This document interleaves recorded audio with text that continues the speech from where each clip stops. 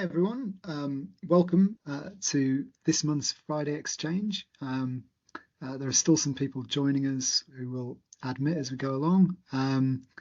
As you may know, I'm Rick Muir, I'm Director of the Police Foundation, and we do these regular Friday Exchanges once a month, which is really an opportunity for me to talk to someone who has some interesting things to say and an interesting perspective on policing. And today I'm delighted to say we've got with us Matt Bland, who is the Chief Operating Officer of the Society for Evidence-Based Policing. And Matt and I are going to be talking about all things evidence-based policing. So we're going to start off having a chat about some of the sort of key themes we think it would be interesting to talk about. Matt, it would be great to, well, first of all, it'd be good to hear a bit about you and just give people a bit about your background. And you're currently the Chief Operating Officer of the Society for Evidence-Based Policing, which is a very new post, which you can maybe talk a bit about as well. But just tell us, where you've come from in terms of your trajectory to getting to where you are now. It was a bit like being on Wogan. I've been around policing probably my whole career, really, aside from sort of few years working for a cruise line, which had absolutely nothing to do with policing at all. I was initially, my entry point was to Suffolk Police. It was 2003, and I was doing things like very interesting stuff like annual data returns for the Home Office. So sort of my education in crime statistics and bureaucracy that sits behind policing was quite sharp. Around that time, National Intelligence Model funding sort of came online, and there was this big recruitment initiative for teams of analysts, which was great because it was 2 pay bands up from where I was. So I jumped on that bandwagon and found myself as a sort of senior intelligence analyst. And I knew nothing about policing or in intelligence. I had no idea what I was doing whatsoever. So it was very much try to work out, problem solve, and sort of style out this position, because it would trying to sort of learn how to be an analyst as well as developing analysts at the same time was a steep learning curve, and you sort of look, as I'm sure everybody does, sort of look back and think, if I did that now, I'd do that so differently. I was an analyst for most of my policing career, which then ended up being sort of 16, 17 years in policing till about 2018. I flirted a bit with crime prevention work, did a bunch of corporate things in there as well, but I sort of identify as an analyst, really. That was my thing. And in about 2013, so about 10, 11 years ago, I was really fortunate to go and study at Cambridge on the part-time program which is basically evidence-based policing. And that was, that's the sort of sliding doors moment, I suppose, for me in terms of my career, because that was something, and Alex Murray, the founder of SEBP, will say the same thing. It's quite amazing. You can go through a career in policing not knowing about this whole world of research and science in policing. We're not, you're peripherally aware, but you're not really aware. And then you kind of go, oh, how have I not really understood about any of this, because I'm really into this. And yes, so when I left policing in 2018, I went to work for Professor Larry Sherman's company. I was then at that time doing a PhD at the same as well. So I was in the right space, the right time. Very lucky to get a job at the faculty at Cambridge, teaching on that same program and doing research. And for me, that that sort of gear change from the sort of organizational structure of being in policing, doing all of the things, PDRs and timesheets and one-to-one meetings and all of the stuff, what it was sort of removing me from what I really enjoyed doing was the research and working with people on implementation. So going into academia in that role was a bit of a dream. And that's evolved to what I'm doing today. The opportunity came up to get involved with Society of Evidence-Based Policing earlier this year. So some grant funding, which has led to the recruitment of a chief operating officer, and it's a natural. It feels like a natural step for me because completely by not undesigned, I've become policing has become my career, and I think evidence-based policing is my particular niche, and this is a great opportunity to try to spread that around in policing. So I've still got one foot in the Cambridge faculty, so I still do bits and bobs there, which is a really nice sort of blend. But yeah, that's how I've ended up here today. And for those who don't, I mean, I think there'll be quite a few people on the call who are members of SEBP or involved in SEBP, but for those who aren't familiar with it, could you just say a bit about SEBP and what its kind of role is in the system? Yeah, of course. So it's a charity. SEBP is a charity, Society of Evidence-Based Policing. It started life as just kind of some enthusiasts and people who recognised that there's this value in this thing called evidence-based policing, and wanted to get together and sort of share that. And over a course of, so for anything voluntary to last over 10 years is pretty remarkable. It shows that there's something there, and it's become a registered charity some years ago, and it's got this mission to embed evidence-based decision making in policing in the UK. It's free to join. It has members. It puts on conferences every year. The conference has been running over 10 years now. And my screen has gone black. We can still see you. You can still see me. My screen's completely died, so I'm thinking, what the heck? What the heck's that?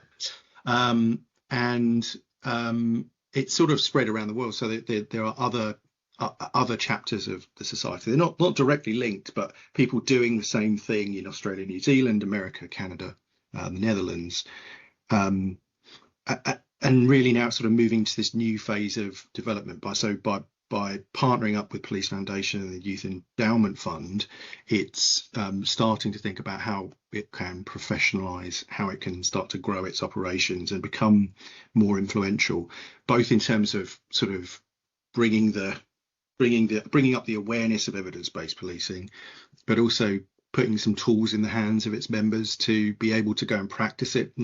That's kind of the reason it exists, is to add value back to people in policing.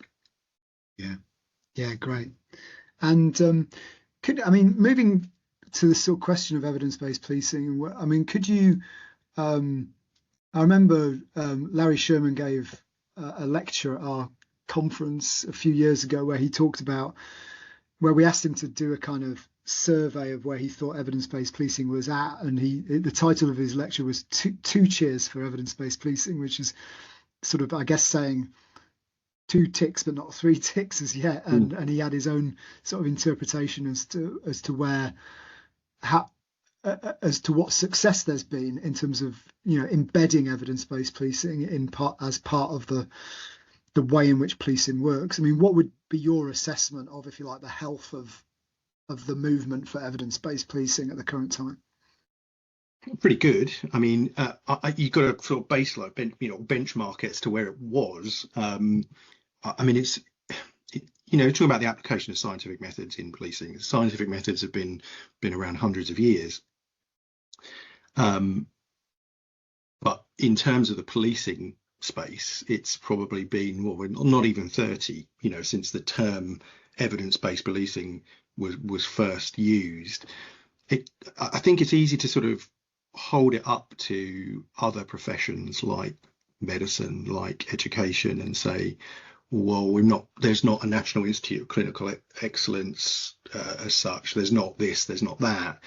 But I think in terms of policing's full of fads, and it's full of things that sort of go in this cyclical pattern where if you're around long enough, the latest innovation is something you've seen before, maybe 10, 15 years ago. Evidence-based policing has, lasted the test of that, and is still there, and it's go. I'm confident it's gonna continue to be that way, because one level, it's this bigger thing. This, the issue of science is not going anywhere anytime soon, and evidence-based policing is sort of the brand, if you like, of how that interacts with policing. There is, of course, more you can do. I mean, I started sort of writing a blog on our website about the journey of SEBP and what we're trying to do with it. So to sort of draw an analogy to this of sort of going up an Everest, we don't really know what the summit looks like, because nobody's really been there. There isn't this utopian police force that it does everything in a wholly scientific way, and you know what, there never will be. It's because it's not that black and white. But we can definitely say, look how far we've come. We can see what's behind us, below us. So I think it's good, it's healthy. We've got a college of policing in this country. We've got all new police officers are being educated in evidence-based policing. Those are really positive developments. And while we can always point to practices and say, look, that could, that there's evidence that says that's not quite right, or actually we could be doing more to be systematically organizing our research, that will come in time. And we're moving quite positively in the right direction, I think.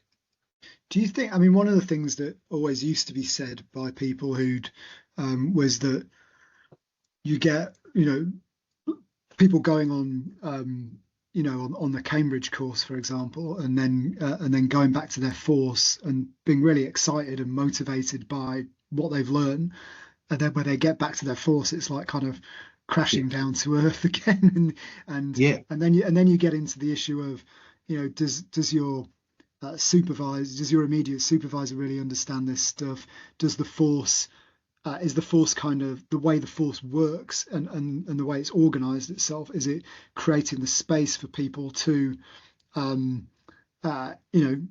to do research, to run projects, to run trials, to do all of this kind of stuff? I mean, do you think that's got better, or is that still a big challenge? I mean, still a challenge. I mean, experienced that myself. You do a piece of research at Cambridge, and then go back to real life. That's where this area has got to mature. And like I said, that will come with time.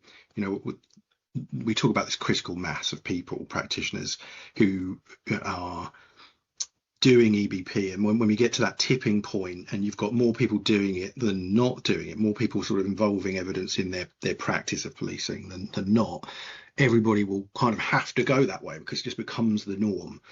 And we're not there yet. I mean, how many people involved in policing in this country? 200,000 plus, and 6,000 are members of SEBP. So we know we've got a long way to go before we get to that space where the majority of people, this is the norm, this is what they do. But it's not, it's not a religion. Policing is not all about. There isn't the science out there to drive all of policing, and policing's it's a social construct, right? If I'm going to get really deep about it, this is not physical science. We can't evaluate everything. Politics are important. Public opinion is important. Police officers will always need to exercise their discretion, and experience is always going to be a really important part of how you police. So it's not about trying to just take everything over with the scientific method and have a research answer for everything. That's never going to be possible. It's about trying to improve the practice of policing and give people more tools to do their jobs better.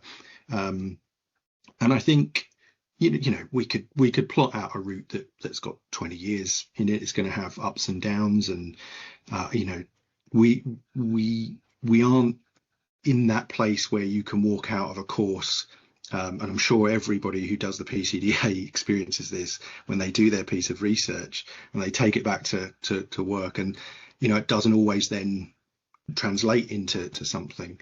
I think one of the tests of true impact for organisations like SEBP is when you get more positive stories saying, yeah, actually, I used some evidence to do this, or I did this piece of research as part of my PCDA, and actually now that is mainstream practice. And we are seeing there are examples of that out there now. You look at rapid video response. Yeah. CARA is starting to become national practice. They're stacking up. These case studies are stacking up. So not perfect, but moving in the right direction. Yeah, I mean, and things like body worn video. I mean, a lot of the evidence around body worn video, which has been pretty influential, hasn't it, and has helped sort of spread that around. I mean, internationally. So you can definitely see some progress there. I wonder, what about police leaders? Do you think they get it in terms of chief officers and so on? Do you think they get the there's obviously some particular police leaders like Alex Murray and others who are very much in the vanguard around all of this and strong advocates for evidence-based policing. But do you think broadly police leaders get it? And a second question would be, what if you were trying to persuade a police leader to to take a more scientific approach to the way they're trying to understand what they're doing, how would you sell it to them? What is the sort of what are the things that you think would appeal to them? I mean, do they get it? I think it's big. There's a lot of police leaders, and you can talk about you've got the executive leaders, you've got police and crime commissioners, you've got masters with HMIC and college and in the Home Office. So there's different species of leaders, and I would say there is different appreciation and value attached to evidence in those different sectors, which is a bit of a cop-out answer, right?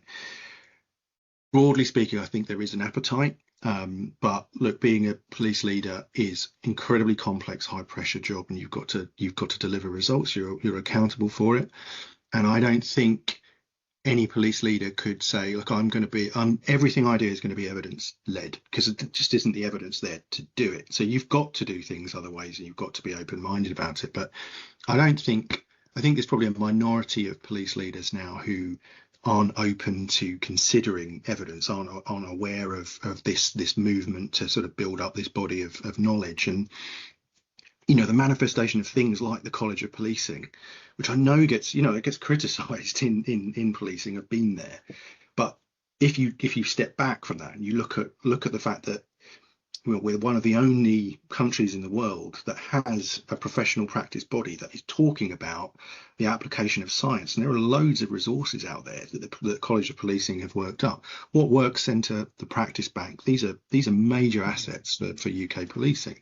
There is absolutely more leaders could do to be saying, look, I conclude police and crime commissioners in this. When you're developing a police and crime plan, how are you basing that on evidence? It doesn't matter what your priorities are, but how is that rooted in evidence? And it's difficult to imagine an NHS trust coming up with a plan for their local area and then going against things that are in the or ignoring what's in the nice toolkits. So policing is not at that point yet, and I think when we do get to that point, there's a lot more evidence, by the way, in things like the nice toolkits. When we do get to that point, that's when you can say, yeah, look, the leaders collectively of this profession are really, really engaged with evidence. I think it's difficult to persuade police leaders about. I mean, it isn't.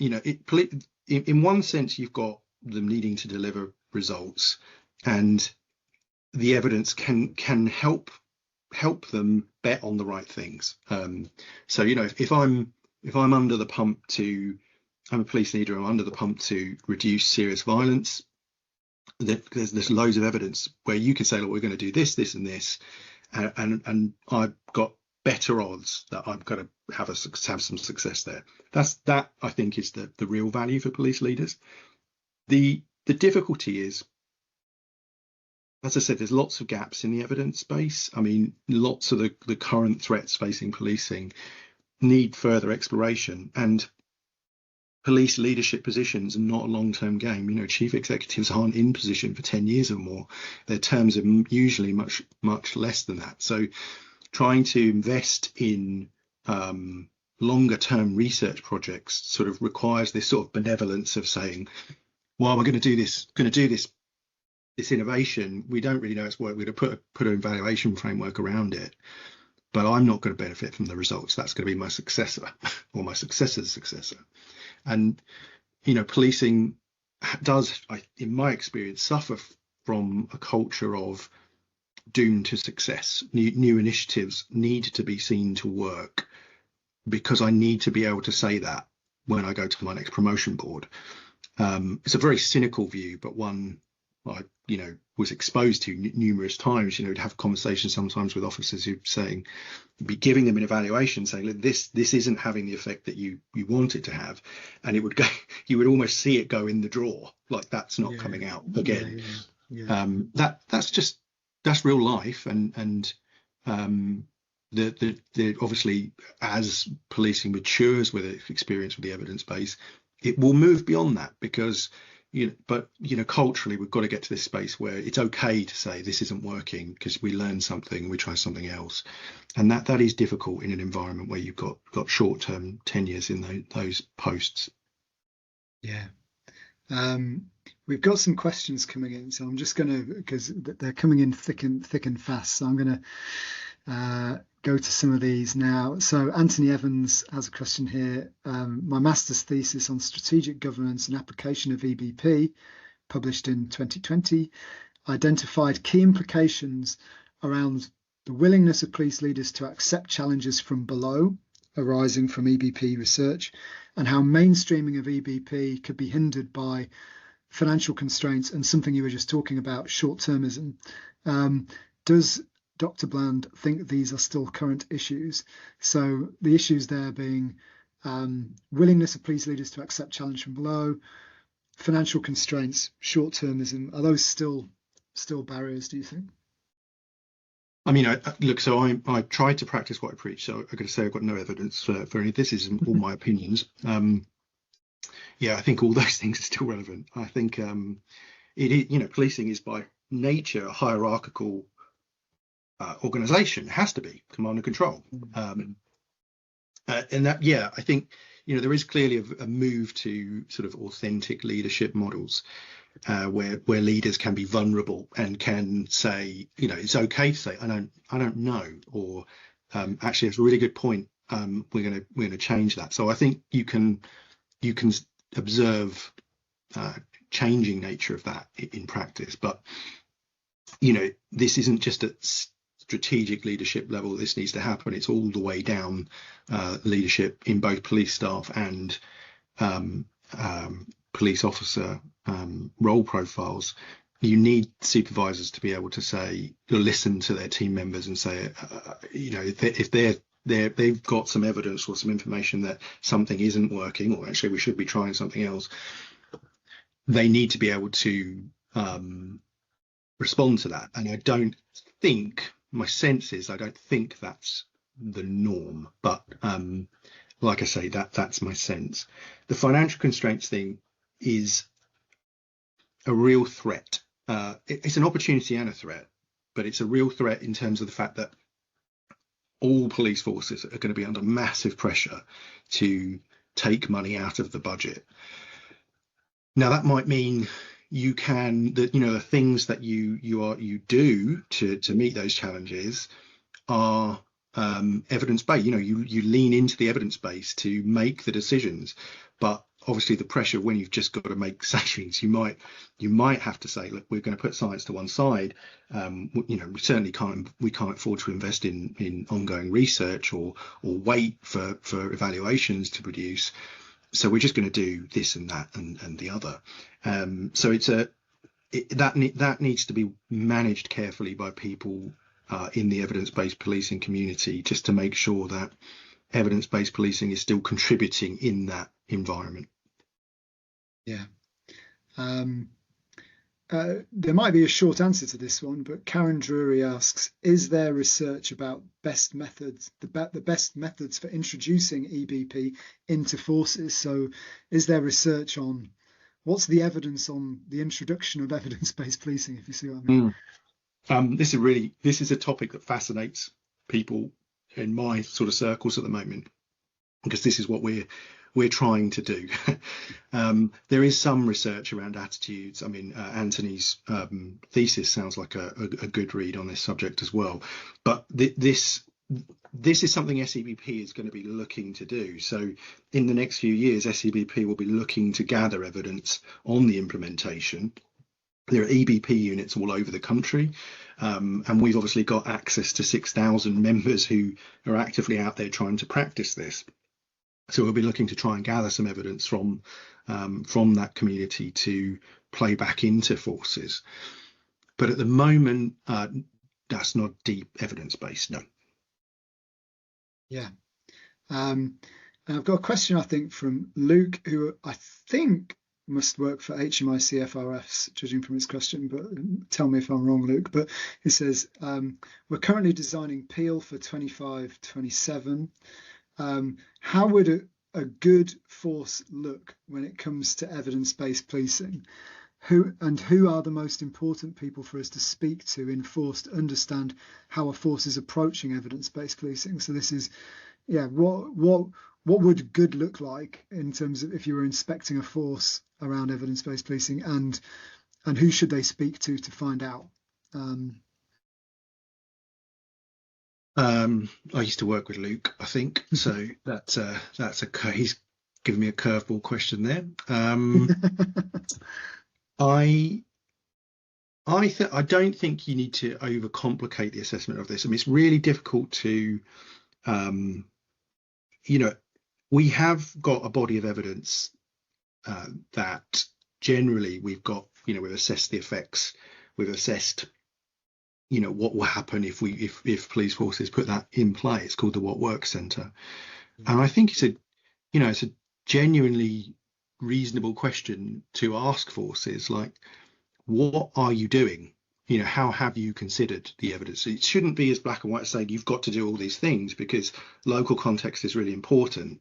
But when inspectors go into forces and look at their crime prevention work, what role does that body of evidence in the What Works Centre play in their investigations, the questions? In any sort of forces crime prevention strategy, I'm picking on one area here, of course.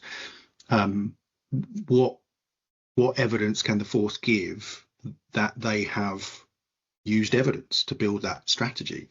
If they're doing if hotspots is not a good example because it's obviously got specialist funding, but what about evidence of procedural justice, for example? If you talk about them going to the legitimacy arm of Peel, what are forces doing actively around some of the principles that come out of the evidence base around procedural justice, and how is that playing into things like stop and search and so on and so forth?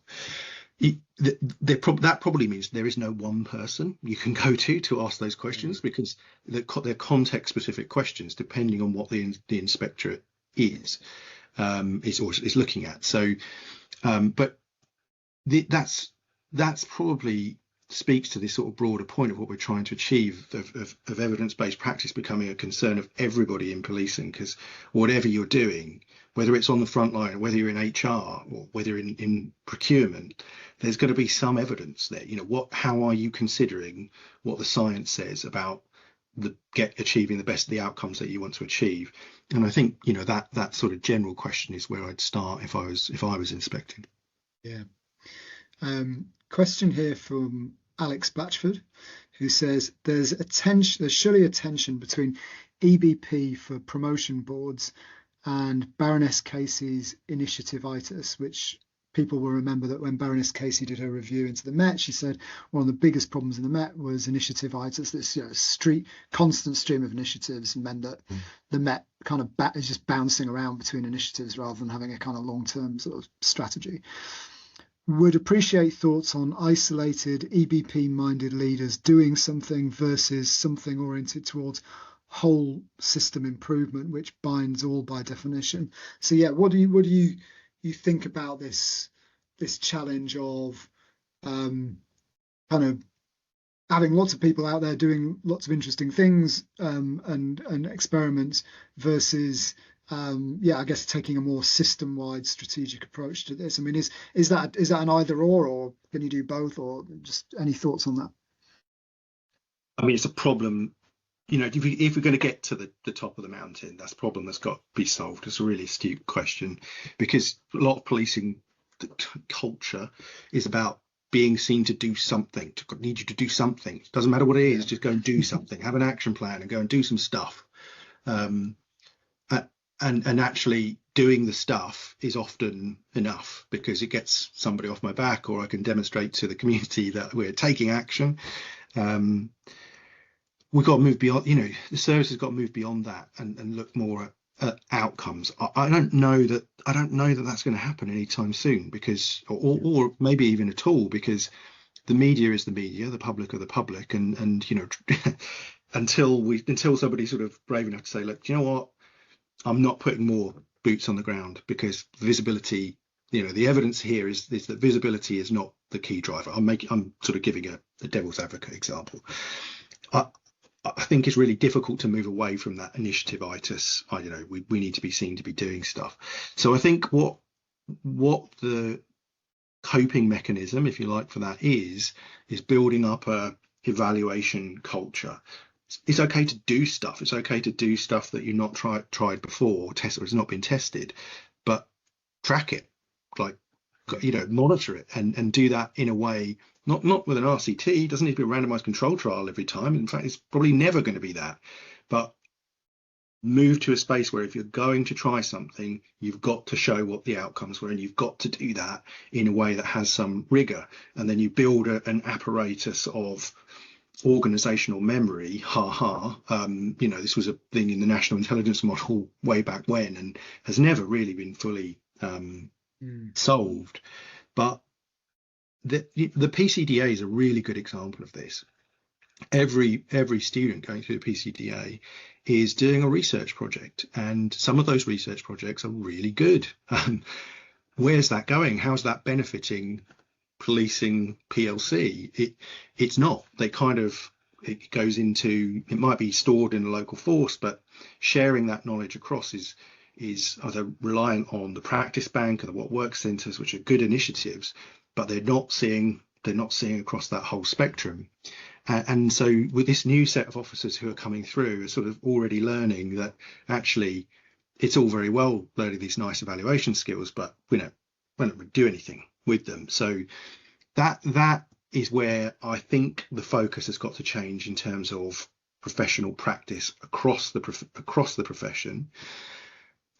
And I wonder whether that can happen inside 50 plus individual organizations. I wonder if that's got to be a centralized expectation, not necessarily in creating a new bureaucracy, but in terms of, the inspectorate could have a role there. You could say, look, that they're obviously taking lots of data already, but tracking of these different initiatives, if that becomes sort of standard practice, then we start to sort of learn. We've got the initiative-itis, but at least we can learn with it and we can live with it.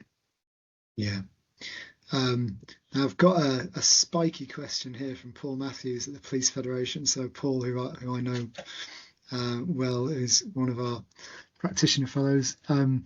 Paul asks, EBP has been a concept for over 30 years, yet police performance has arguably declined throughout. Is it the case? Is it the case that too much emphasis has been placed on evidence-based policing to the detriment of professional experience? I think so.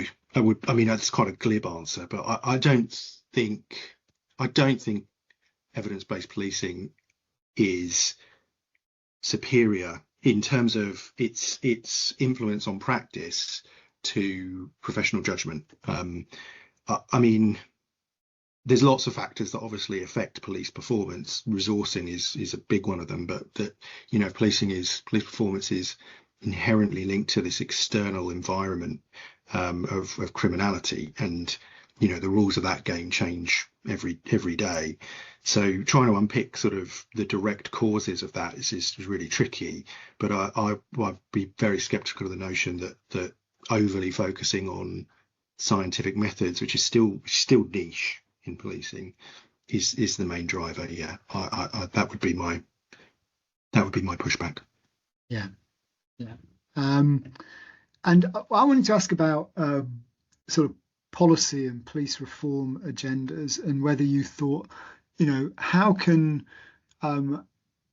evidence-based policing have an impact at that level? Because obviously there's lots of different things that shape policy, and evidence often isn't one of them, frankly. I mean, you know, and I don't know if anybody's seen there's that brilliant episode of The Thick of It when they're trying to come up with a policy in the back of the ministerial car, and he literally coming up with a policy, yeah, off the top of their heads, and because they've got to go to a press conference and say something about something. And I you know, from my experience of how policy is shaped, that's not far off what sometimes happens, actually. Yeah. And so what, I mean, how can you know, if you're an academic, or you're a police practitioner who's doing research and has come up with some, you know, good conclusions which which have policy implications, how do you think, you know, you can go about trying to impact on that world of policy and politics and so on? So this is, I was listening to this Rory Stewart podcast series, documentary series on ignorance, and he does a whole episode, it's very good, does a whole episode on evidence-based policy, and really sort of, I'm going to butcher it, but core argument is policy can't be evidence-based because there's too many other things that it needs to be. You know, public scrutiny not being, you know, being public accountability being number one. And I think I don't think policy can be entirely separated from evidence. I think it'd be, you know, it's very sensible to include the evidence base in policy development, and there are examples of this. So, you know, the Domestic Abuse Act 2021 brought in mandatory polygraph testing for domestic abuse offenders, but that legislation won't be rolled out nationally until a randomized controlled trial has been conducted and reported. That's a really good example of evidence-based legislation, but effectively is a policy. You know, so it's doable, but you've got to be paid. You know, the political space doesn't always allow you 5 years to conduct an evaluation on policy. So that's really difficult. What the research and the academic community needs to be good at is communicating findings. So this isn't always about new research, although of course, you know, it's in our nature to like the shiny new things, so we'll go talk about those the most. But, you know, if you've got senior leaders in the policing profession across the police research community who are, you know, well versed in what works and what doesn't work, then they are in a position to push back on policy developments, or to you know, openly comment on policy developments. And I often sort of look longingly over the fence at the medical profession in this respect, because, you know, that there's the practitioners in that field, the research in that field, call the tune with regard to, you know, what they are practicing day to day, because it's a specialist field and they're allowed to do that. You know, it's not politicians will have views on things, you know, like smoking bans, for example, where they're not, that's not in the place, but there is this kind of acceptance from the policy making community that the practitioners know what they know what they're doing, they know their business, it's their profession, and they're building it up. So I think the hope has got to be, the aspiration has got to be, to get the policing community in that zone. I don't think it'll ever get all the way there because it's inherently different. Policing is different. It's got more political connections, but I think that's a good aspiration to have. Yeah. A sort of linked question comes from Rebecca Storer, who's asked, I was interested in your comments about PCCs and police and crime plans. Are there any examples of police and crime plans that are starting to take an evidence-based approach, or any thoughts on best practice in this area? Oh, that's a great question. I have to say I don't know the answer to. I don't read enough police and crime plans to know. I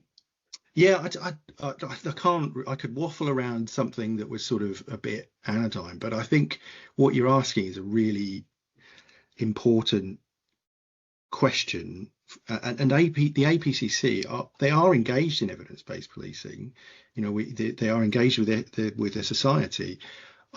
I think my conversations with PCCs in the past have been they are keen to follow evidence where their mandate allows them to do it, because their mandate is to be accountable to the public, and they have to listen to what the public are telling them. And this is what speaks to that wider tension.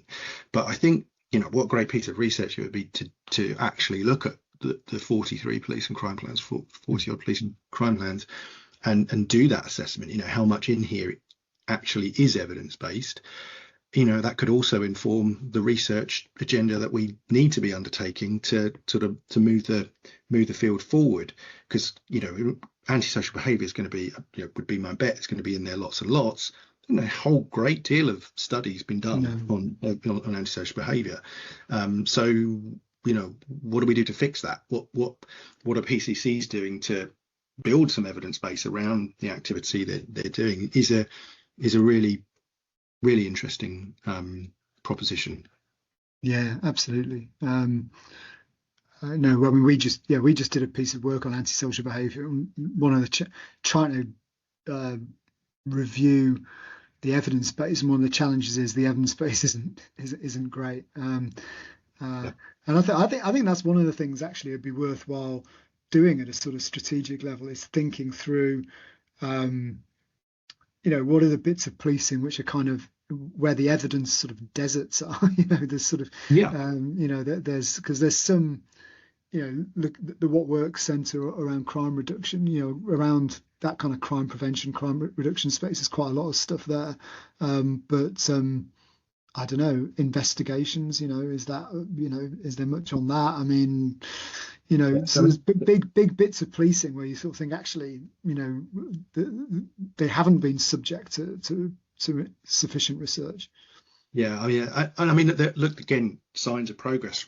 We now have national chief scientific advisor working for MPCC, who's produced a national research requirement in his areas for research interest. So now there's a vehicle to fill, to go and look at that desert. So that's progress. That's progress. Yeah, that's great. And you talked a bit about this issue of when the evidence comes up against sort of public opinion, because I think this is quite an interesting thing, which is, there is no, public opinion is always going to be a powerful and important factor. It's always going to be hard to go in a policy direction, or for the police to make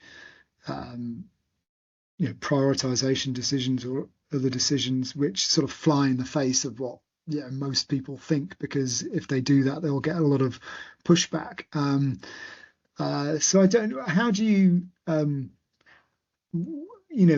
how do we sort of reconcile these things? I mean, is it about communication, as you were saying?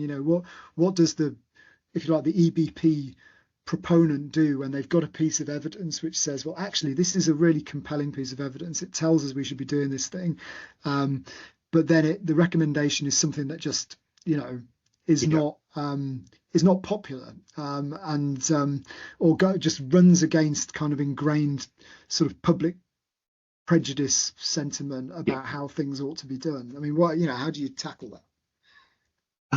I mean, it's going to be that would be a perennial dilemma in the policing space, because our model is policing by consent.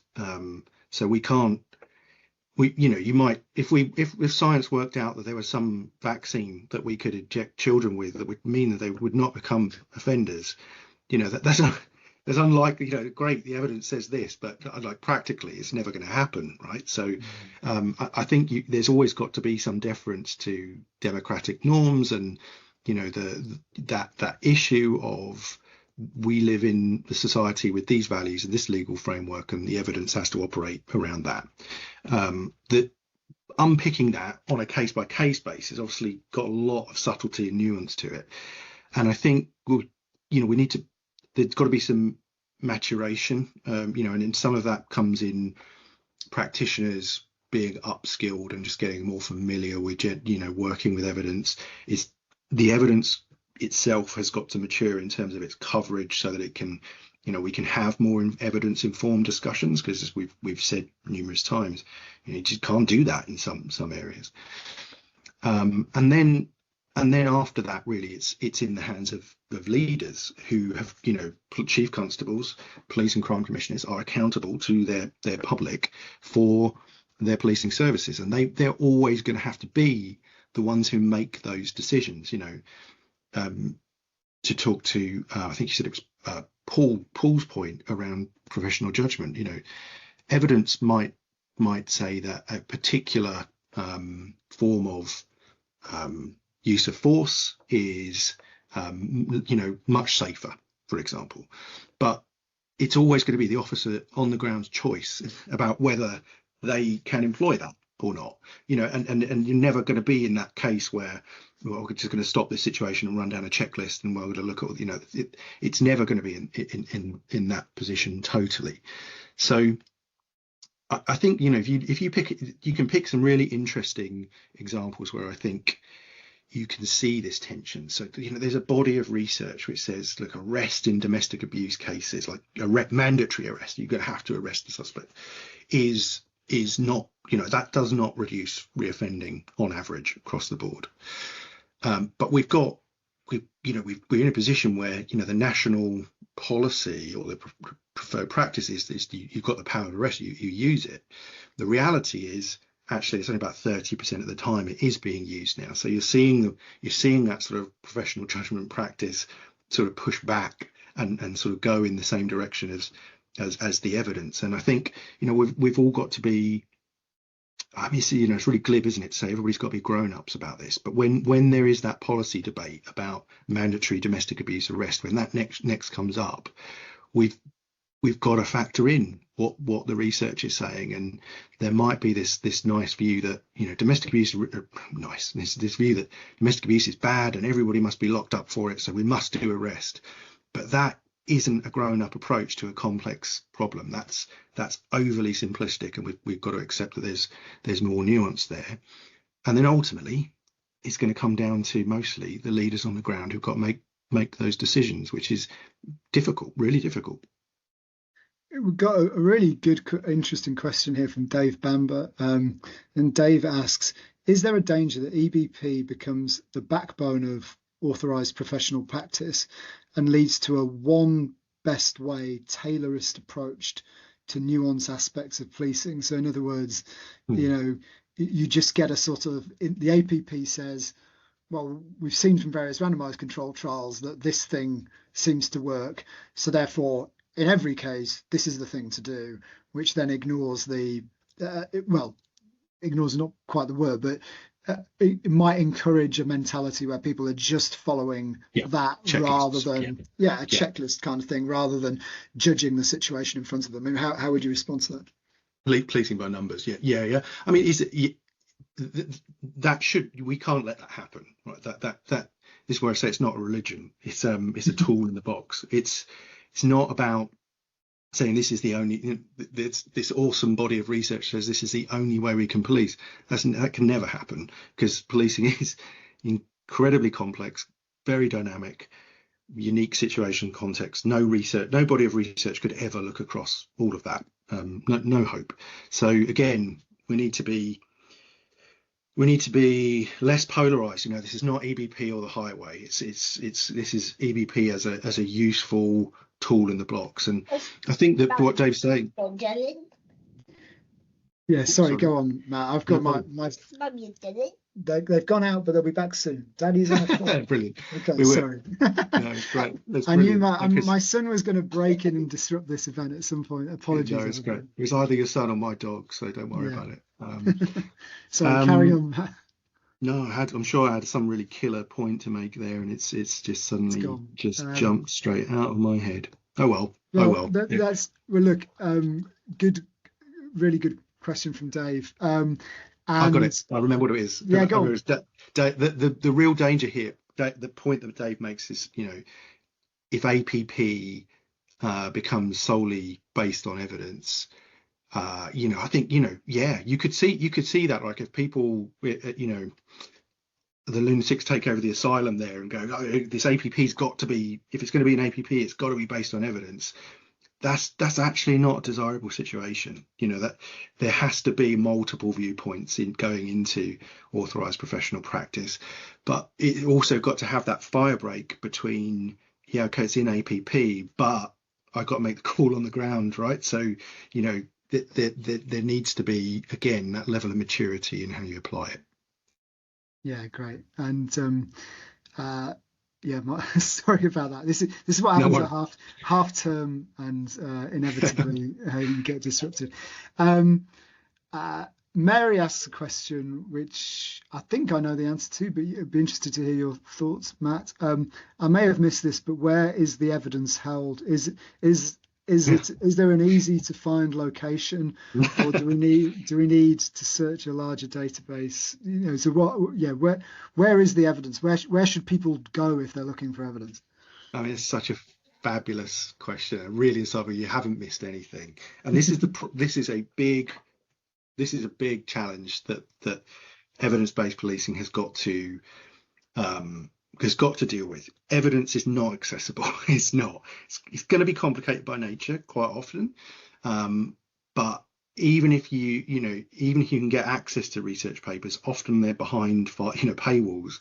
Understanding them is then a different challenge. But the fundamental problem is there isn't really one place you can go that's going to catch everything. There are some good starters for 10, the What Work Centre, the Practice Bank, that the college, those are excellent world-leading tools. There are some other resources out there, but I'm already just sketched out 4 or 5, and those things, research is coming out every day from different parts of the world. So at the moment, there isn't a one-stop shop. SEBP wants to fix that. So the goal is to create a resource that practitioners can use, that is dynamic, that links to these other resources out there, and gives a more simple user interface to say, look, I've got a problem. This is the nature of my problem. What can I find in terms of what research has been done? What's the quality of that research? Who are the experts in the field that I could contact?